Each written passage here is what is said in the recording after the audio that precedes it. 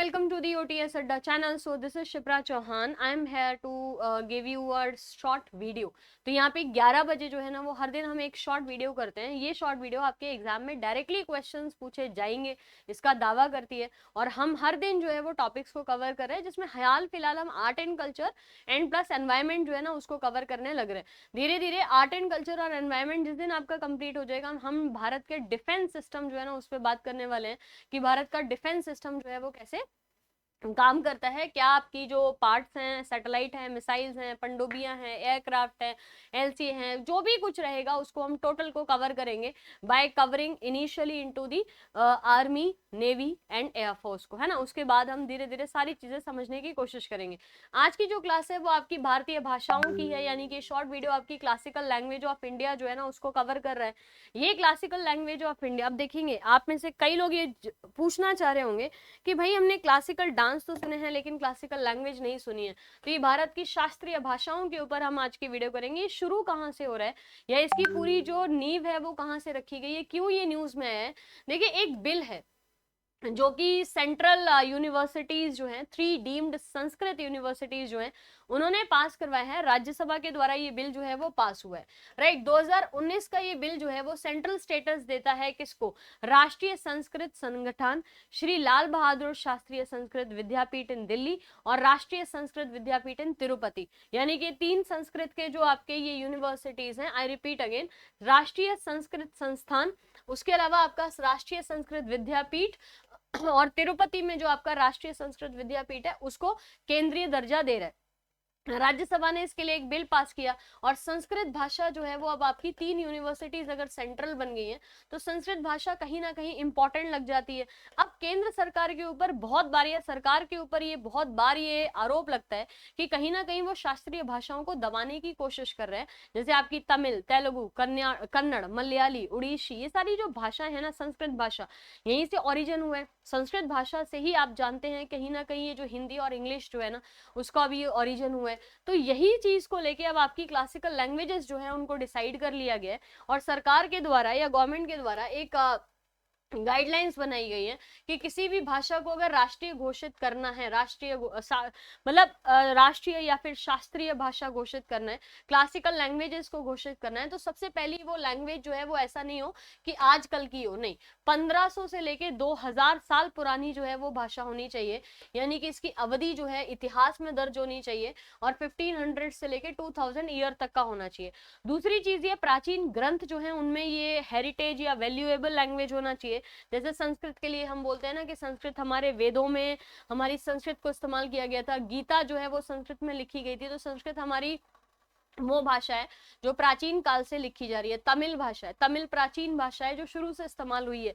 और यहाँ पे जो भी भाषा है वो ओरिजिनल होना चाहिए, यानी कि वो पहली भाषा है जो ओरिजिनेट होनी चाहिए. ऐसा नहीं है कि हमने किसी और देश से उसको बोरो कर लिया हो.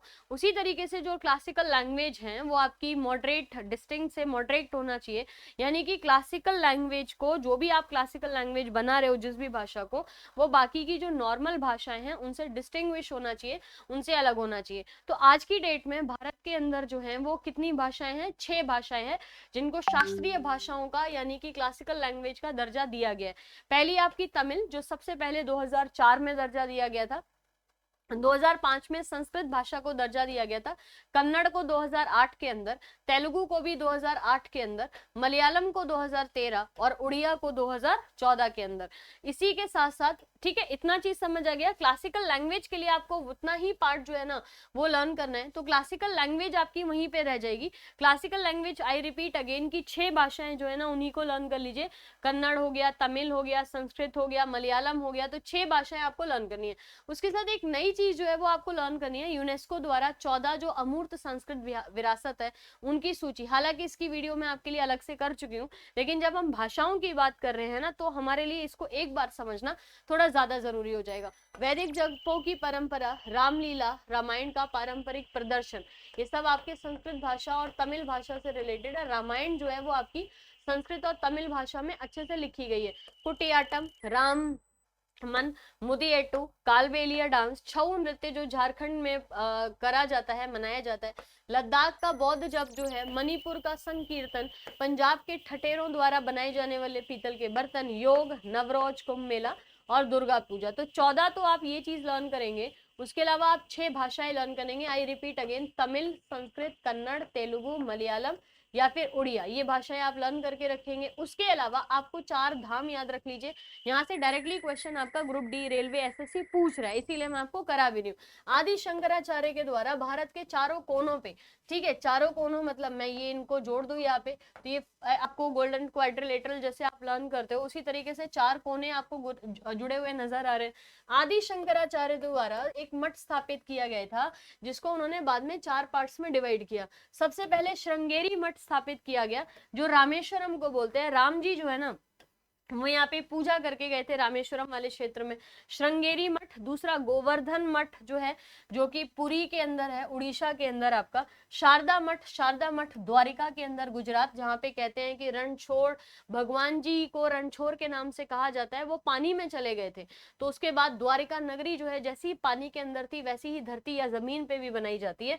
ज्योतिर्लिंग मठ, ज्योतिर्मठ जो कि बद्री श्रम या बद्री काश्रम कहा जाता है। बद्रीनाथ और ये जो आपके धाम है ना उत्तराखंड में, केदारनाथ और बद्रीनाथ जिसको कहते हैं। तो आज यही आपके 4 धाम के नाम से जाने भी जाते हैं, रामेश्वरम, पुरी, जगन्नाथपुरी, द्वारिका अधीश जो गुजरात में है, और बद्री धाम जो शंकराचार्य के द्वारा 4 जो ये 4 जो आपके जिनको 4 धाम यात्रा बोलते हैं।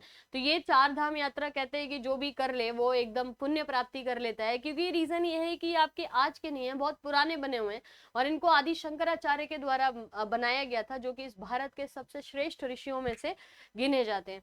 तो यहाँ से डायरेक्टली क्वेश्चन पूछे जा रहे हैं। इस बार आपकी जो एसएससी या रेलवे जो भी पेपर जो कंडक्ट करा रही है, टीसीएस या कोई भी अदर, आप यूपीएससी तक जाइए, आप स्टेट सर्विसेज तक जाइए, आपको आर्ट एंड कल्चर या भारत का जो साहित्य है या कल्चर जो है ना, उसके ऊपर आपसे क्वेश्चन पूछे जा रहे हैं। तो ये 3 सेगमेंट हैं, 3 चीजें हैं इसमें, उनको आप अच्छे से लर्न कर लीजिए। अगले वीडियो आपके एलिफेंट रिजर्व्स के होंगे, जो हम एनवायरमेंट का सीरीज कर रहे हैं, और मंदिर और उनकी बनावट, सारे टेम्पल्स, उनकी बनावट, वो मंदिर कौन सी सेंचुरी में बना है और किसने बनवाया है, इसकी आपकी अगली सीरीज है।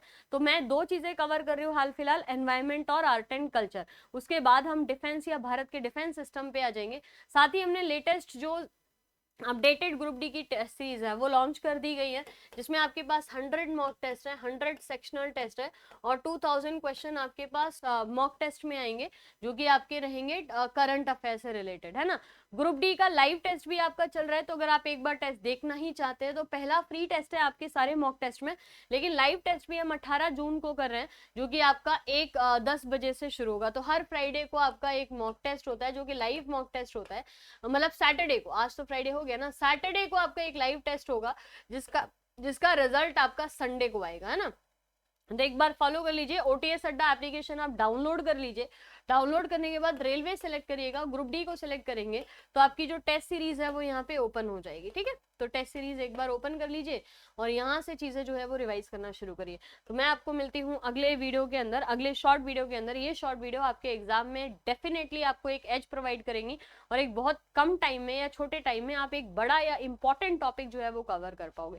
Thank you so much.